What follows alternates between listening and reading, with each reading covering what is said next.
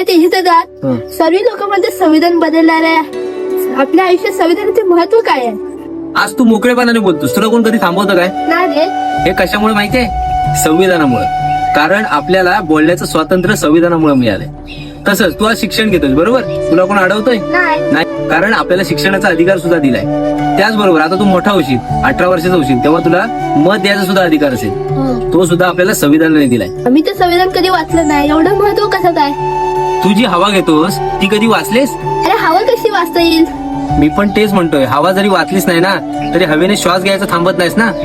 तसंच संविधानाचं सुद्धा आहे. जरी आपण संविधान वाचलेलं नसलं तरी त्याचं महत्व आपल्या आयुष्यात खूप मोलाचं आहे. तुला हे माहितीये का, जर संविधान नसतं ना तर ताकदवान माणूसच सगळे निर्णय घेतला नसते. कमकुवत माणसाचा आवाज दबला गेला असता. त्यामुळं लोकशाही सुद्धा उरली नसती. म्हणून संविधान खूप महत्वाचं आहे. म्हणून संविधान जपूया, घराघरात पोचवूया.